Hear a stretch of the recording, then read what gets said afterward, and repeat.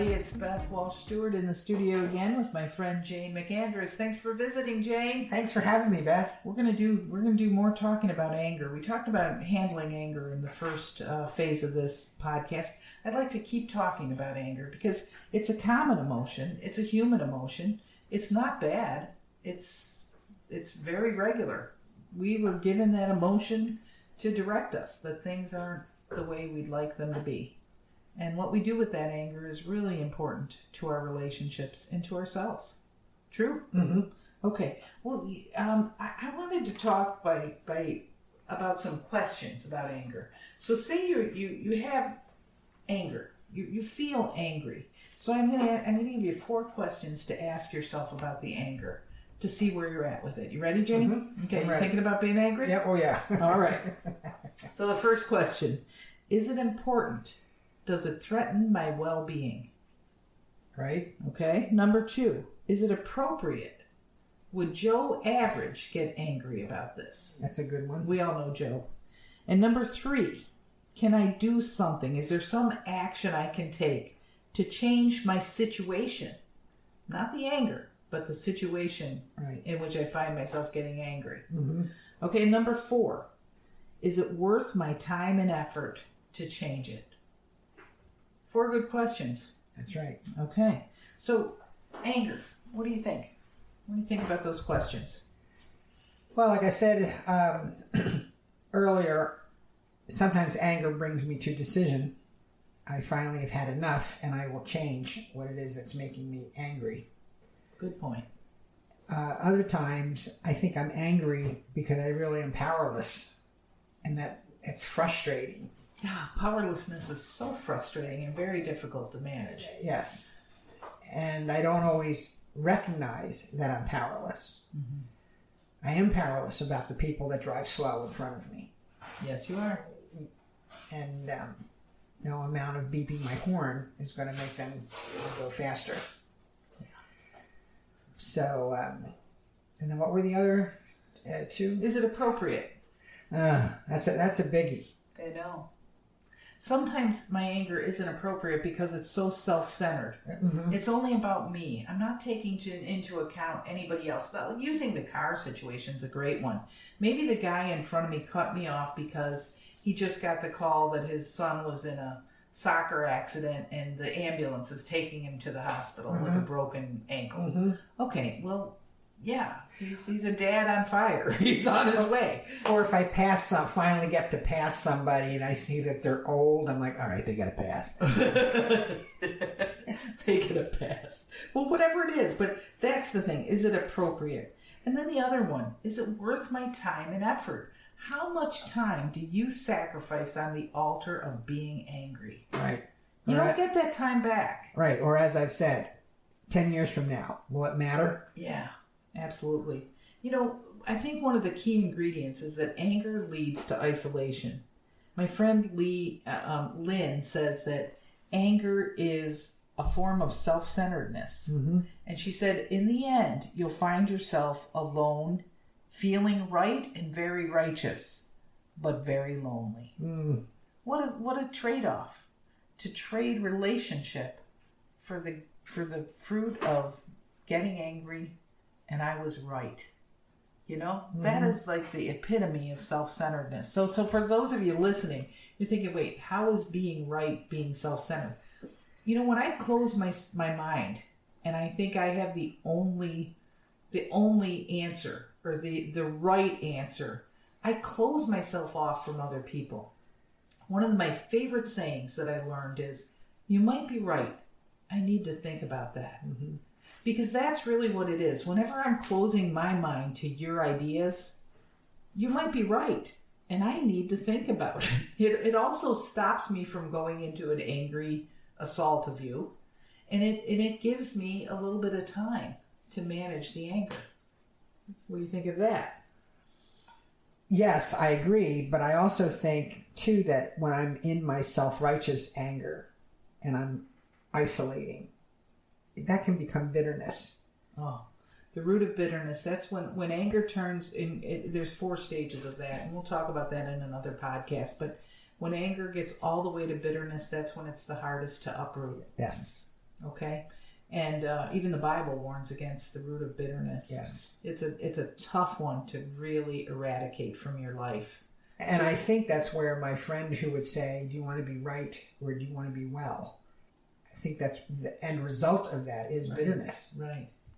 If you don't manage the two or recognize the two. Well said. Well said. Well, we're talking now pretty much about keeping your anger from turning toxic. Because anger can turn toxic when we dwell on it. So I always ask the question, what do you want for the backdrop of your life? Do you want justice or do you want grace?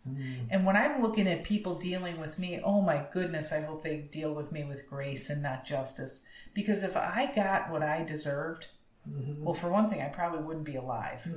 For another, I probably would be in prison somewhere. And I mean, I'm not saying I'm like this horrible felon, but I've done some things that aren't right. And if justice was the only answer in this world, I'd be in trouble. I'd be in trouble. Okay. So let's talk about a different thing. So you're angry. You can tell you're dealing with an angry thing. You're trying to work on it. You're doing some things. So let's talk about what not to do. One of the things I want to warn about when you're dealing with angry is excesses. Now, these excesses can be things like caffeine. When I drink too much coffee when I'm angry, I get sick even. I get crazy sick. Caffeine affects me differently when I'm angry. I don't know about other people, but I know that is true for me.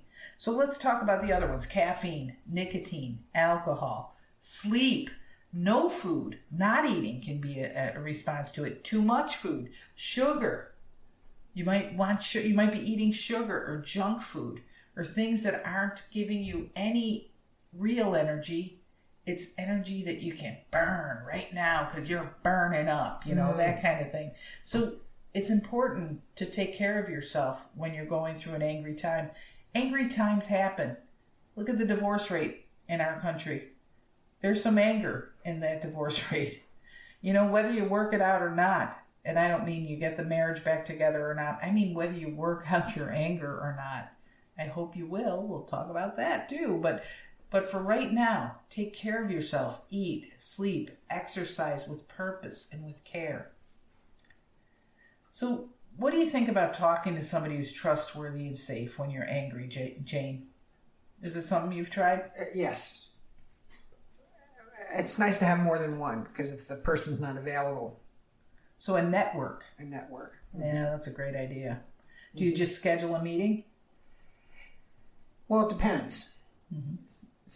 There are some I know that I can call right away and be in the moment of the anger. And then other times it's I want to write it. I want to write a little bit. I want to journal a little bit. I want to figure out what's really bugging me, and get maybe talk to somebody later. So it just depends. What I don't do anymore is call people late at night or early in the morning. Just because I'm up doesn't mean they are. Right. And because then they might get angry. Right. Well, when you're talking to someone else, it helps if they've been through it. Like if you're going through a divorce and you're feeling angry, talk to somebody who has made it successfully through a divorce and doesn't talk dirt about their former spouse. Yes. That's a really important. Pick the one. Don't call the one that is still calling them names and that's not what you want for your life. You want to live into the future free of the past. So look for the person who has had a successful divorce if that's what you're going through. Or if you're going through a job change and you're angry about what's going on, look at somebody who has gone through a job change and is happy in their life and happy in their new job. Maybe the job is a step below what they were doing before, but they've come to acceptance and they found new avenues of worth and of enjoyment, and they've reassessed their own life. Talk to those people. Look to those people. Let's talk about who you're talking to. I got to mention prayer and meditation. I mean, that spiritual connection is one of our three natures. So many of us blow that off. We think it's emotional or physical, and that's it. Or intellectual and emotional. Either way, that's still the same nature. You need that spirit help sometimes. Mm-hmm. Sometimes when my emotions are, all over the place, if I go to the spirit nature, I can find some calm. And it helps me open up new pathways for thought. Mm-hmm. I can restore calm. I can find a new approach to the same old. And sometimes just being quiet. Mm-hmm. It doesn't necessarily, for me, I don't necessarily have to be meditating. I spend a lot of time in my car, and turning off the radio is sometimes right where I need to be. Yeah. That's when I can talk to God the most. If I'm in my apartment, I might start stewing and overeating or zoning out through too much through television or whatever. But in my car, I turn the radio off and I'm driving to where I need to go, and I'm just talking with God or being angry with God. Yelling at God. I've been yelling. If you see me driving down the street and no one's in my car and I'm yelling, I'm talking to God. Yeah. I mean, it's the way it is. Sometimes the anger can get bad enough that professional help might be needed. Mm-hmm. And some anger is cyclical, isn't the right word, but it's a repetitive place of injury. And maybe you were injured when you were a young child, and then that same feeling of injury has happened again and then again. Mm-hmm. And so when it happens today, it's going to feel like bam, bam, bam, bam, like you're getting hit 4 or 5 times. And when you're having anger that feels like that, I would love to recommend 2 different strategies that I've found through therapy. One is called EMDR, and one is called NET. They're 2 different therapy strategies that counselors use that are really helpful.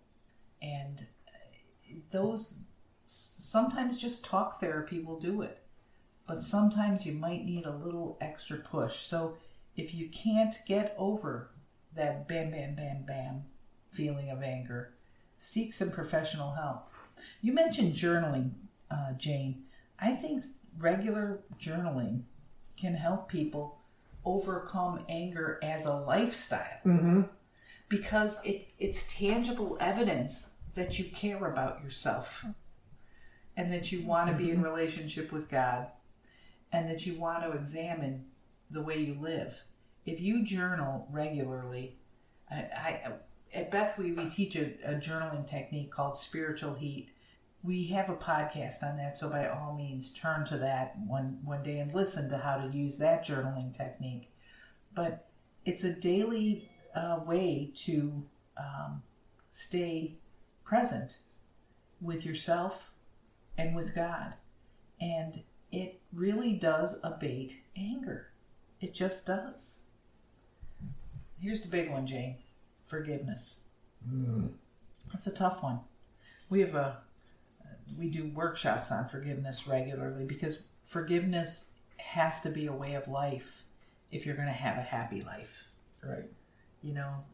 Walking around with that chip on your shoulder is, somebody said, I'm perfectly balanced. I have a chip on both shoulders. But, forgiveness, it lowers blood pressure. It fights depression. There's lower risk of substance abuse for people that know how to forgive. But forgiveness is giving up the desire to punish. That's the big, easiest definition I can give. Giving up the desire to punish. So if you need to do some forgiveness work to fight anger, by all means, come back. We have wonderful teachings on forgiveness. We'd love to talk to you about that. Do you have anything you want to throw out there on that note? It's easier. It's gotten easier when I started to forgive myself. Then I find it easier to forgive others. That's right. And then those are the long-term hurts, family, toxic toxic jobs, those long-term things that they're really hard to forgive.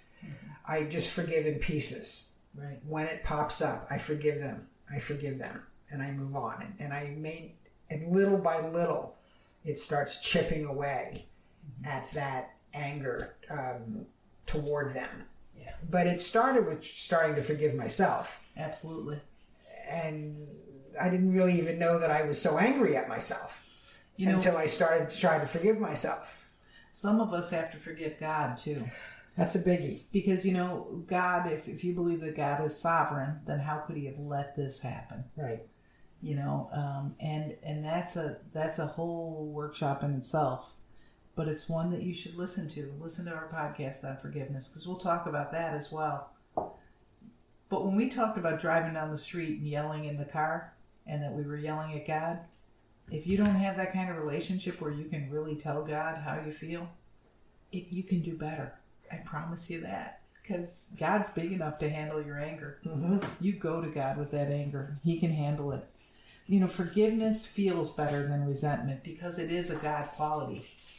Forgiveness is a God quality, and it brings peace and connection. One of the things that I've learned, if I start forgiving someone, little by little, I detach from that emotion. With love, though. You're Yes. detaching with love. To detach in anger is, it's like shards of glass. With the silent treatment, that's all that is. It's like in your soul, it just hurts all the time. But when you detach with love, that's really the definition of live and let live that you hear people say all the time. It's like a detachment where I know where I end and you start, and we don't overlap. And what you do affects me, but it isn't who I am. It's a very beautiful thing when you can get there. Well, Jayne, thanks for joining us today, talking to us about anger and how to handle it. And if you're listening today and you're still fighting with anger, try some of the suggestions we gave you. I promise you, it's a slow change, but it's a solid change. And most of all, communicate what you need. When you feel angry, ask for the space to feel. Say, please don't push me right now. Give me 5 minutes. Give me 10 minutes. Can we talk tonight? Whatever it is, but communicate what you need so that you can come to connection again with the person with whom you're angry. It's time to take addiction out of the shadows and shine the encouraging light of recovery on everyone affected.